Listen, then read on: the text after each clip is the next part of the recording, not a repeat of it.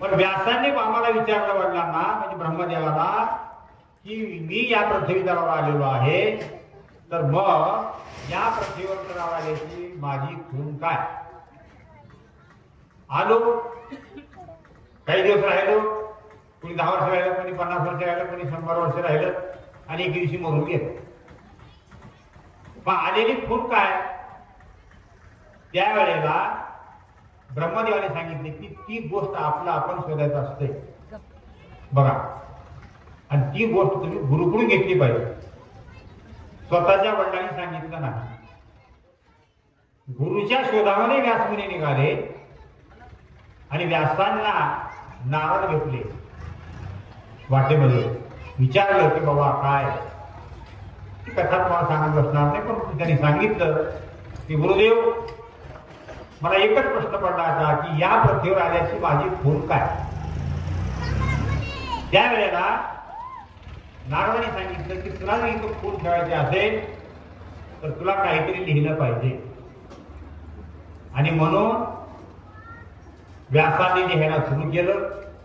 चहुवेदी जाण काही शास्त्री कारण 18ही पुराण हरिची. हे सगळे पुराण शास्त्र सगळं सगळं सगळं व्यासो उशिष्ट जगत्रया. हा जेवढं काही लिखाण झालेलं आहे ते व्यासाने केलेलं आहे. म्हणून व्यास हे त्यांचे दुसरे गुरु, दुसरे शिष्य. पण कोण ते येतात? एक अत्यंत जंगलामध्ये राहणारा अनपढ माणूस, त्याला दारिद्र्याला किंवा त्या अनपढपणाला सीमा नाही, वाटमाऱ्या करणारा एक, तर दुसरा आहे अतिउच्च ब्रह्मांडाचा मालक ब्रह्मदेव, अशांचा पुत्र व्यास. अशांना त्यांनी आपला मार्ग दाखवला. आणि म्हणून मायबापू सज्जन हो, गुरु असावे तर अशा. तिसरं एक उदाहरण तुम्हाला सांगतो. तिसरं उदाहरण कोणतं आहे? बाप राक्षस. राक्षस म्हणजे कोणतंच नेमकं नाही घरामध्ये, पण माय देव. मायला चिंता पडली की आपल्याला जे कुटी जन्माला येणारे लेकरं आहे ते कसं असावं, काय असावं. बापाला चिंता नाही त्या गोष्टी.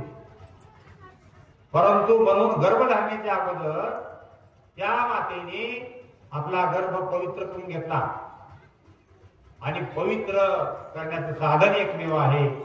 बाह्यांग पवित्र करण्यासाठी साबण वापरलं जात असतं, पण अंतरंग पवित्र करण्यासाठी, शुद्ध करण्यासाठी, निर्मळ करण्यासाठी दुसरा कुठलाच मार्ग नाही. त्याला फक्त आहे नाम. नामाशी विन्मुख तो नर पापी. म्हणून अंतर जर मला शुद्ध करायचं असेल तर फक्त नाम आणि नामच आम्हाला कामाला येत असतं. म्हणून गर्भ पवित्र करण्यासाठी त्या मातेनं त्या नवऱ्याकडून 108 वेळा नारायण नारायण नारायण हा शब्द उच्चार करून घेतला. तुम्हाला सर्वांना माहिती आहे. त्याचं नाव आहे हिरण्यकश्यपू आणि मायचं नाव आहे कळ्या.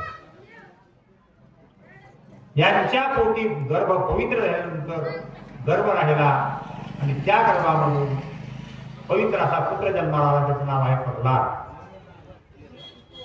प्रल्हादाचं चरित्र काय सांगते आम्हाला की तिथं देव प्रगट झाले आणि त्याच्या वडिलांना मारलं, एवढंच माहिती आहे. त्याच्या पुढे काय झालं? त्याच्यानंतर नरसिंहावताराचं जे कार्य होतं तिथं संपल्यानंतर त्यांना शांत करण्यासाठी प्रल्हाद पुढे आले आणि प्रल्हादाला सांगितले की देवा शांत व्हा. शांत झाल्यानंतर त्यांनी सांगितले की आता मी काय करू? त्यावेळेस नरसिंहावतारामधल्या परमात्म्याने सांगितले की तू आता गुरूंना विचार आणि गुरूंकडून तू हे पुढचं वाटचाल कर. आता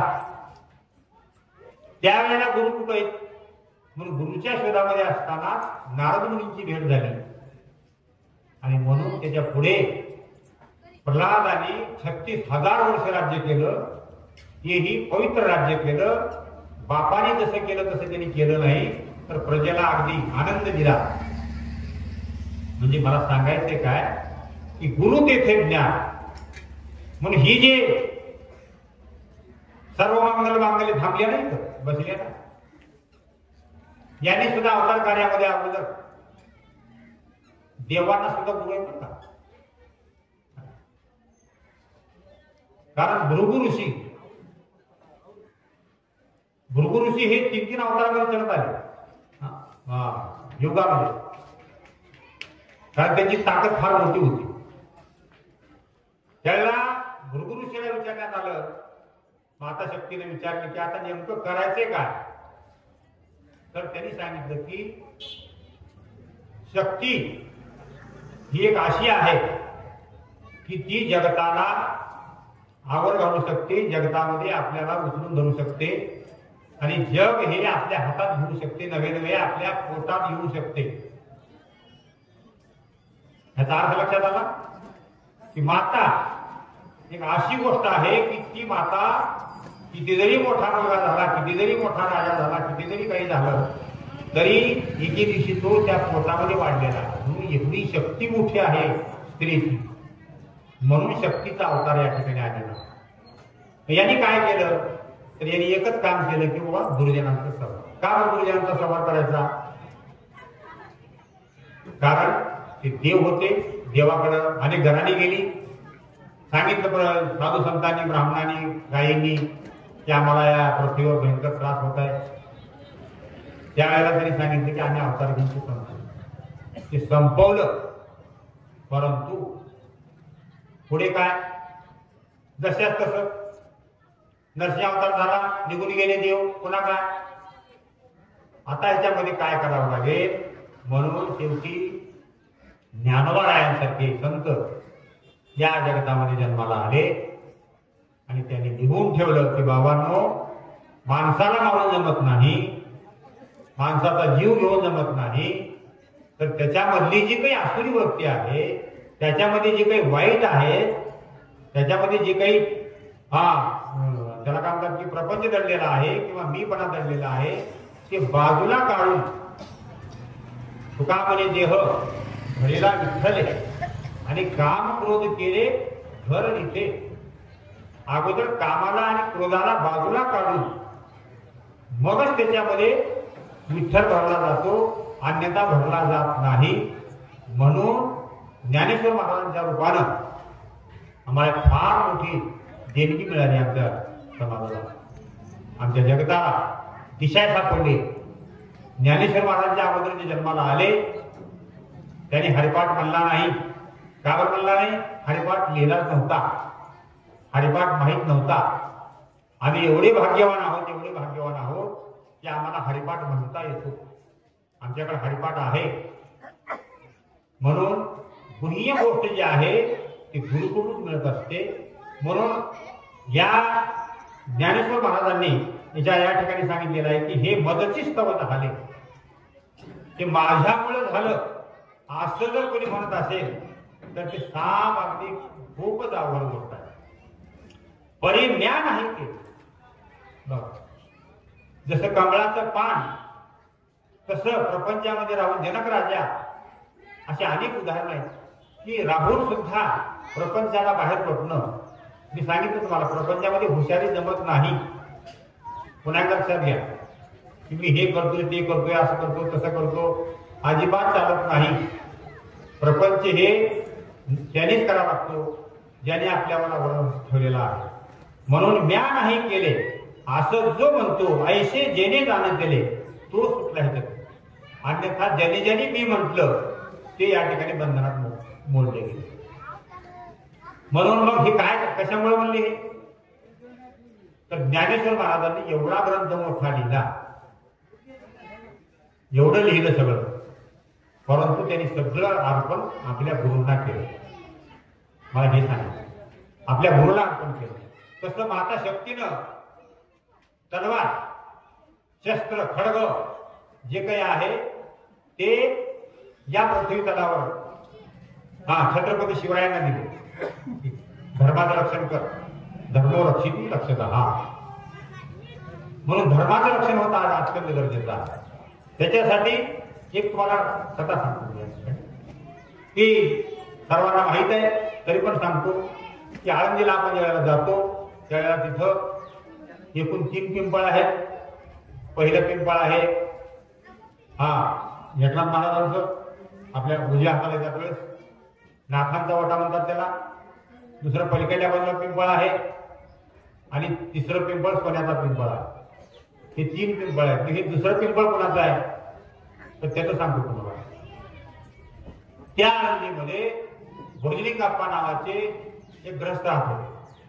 हे 4ही भावंड गावात मागायला गेल्यानंतर त्यांना कोणी भीक वाढायची नाही, भीक द्यायची नाही आणि म्हणून हे लेकरं रडत रडत रडत रडत सिद्धपेठावर बसायचे. त्यावेळेला ह्या व्यक्तीला गोट्यावर बसलेल्या व्यक्तीला कळवायला येतात की अरे लहान लहान लेकरं चालत का, आता काय करावं. ती जाऊन बसले रडले की मग या व्यक्तीने काय करावं, आपल्या खिशामध्ये शिळ्या भाकरी मिरचू काय ते भरायचं आणि वेड्याचं सोंग घ्यायचं.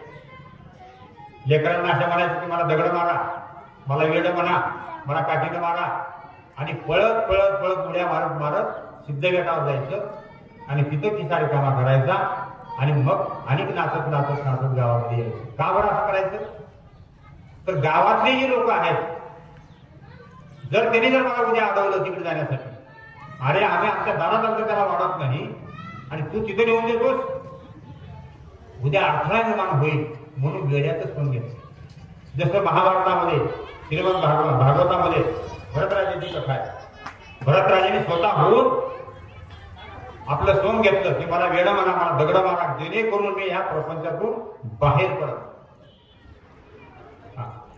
त्याच्यासाठी भोजलिंगाप्पाने ती काम केल्यामुळं काय केलं, त्याने देवाचं नाव घेतलं नाही, कुठं पंढरपूर किंवा कुठली यात्रा नाही किंवा कुठलं काही नाही. फक्त काय केलं तर वेळेला एखाद्या व्यक्तीला भुकेलेला अन्न दिलं आणि त्याचं प्रकरण एवढं झालं की ज्यावेळेला ज्ञानेश्वर महाराज समाधीला बसले त्या दिवशी उजव्या बाजूला विठ्ठल परमात्मा आहे, डाव्या बाजूला रुक्मिणी माता आहे. तुम्ही काढा भोजलिंगाप्पाचं चरित्र काढायचं. पुढे निवृत्तीनाथ आहेत, नागी नामदेव आहेत, सगळे आहेत. एवढ्यातून त्यांनी काय केलं, श्री गुरु निवृत्तीनाथांनी कानातून सांगितलं की अरे तुला आता समाधी घेता येणार नाही. आणि म्हणून त्यावेळेस विचारलं, गुरुंना विचारायची ताकद नाही. पण ज्ञानदेव म्हणाले की मग आता दादा मी काय करू. त्यावेळेस त्यांनी सांगितलं की तो हरिपाठ म्हणून अगोदर चांगली उपासष्टी झाली किंवा आपलं अमृतानुभव झाला, ज्ञानेश्वरी झाली, गाथा झाली, पण शेवटी हरिपाठ लिहिला गेला. हरिपाठ किती महत्वाचा मला हे सांगायचं. आणि शेवटच्या ठिकाणी 8 दिवस हरिपाठ झाल्यानंतर त्याचं प्रमाण काय आहे की ज्ञानदेवाप्रमाण निवृत्ती देवी ज्ञान समाधी संजीवन हरिपाठ. म्हणजे समाधीला बसल्यानंतर ज्ञानेश्वर महाराजांनी शेवटचे लिहिलेले हे हरिपाठ. या हरिपाठामध्ये त्यांनी पूर्ण सार लिहिलेला.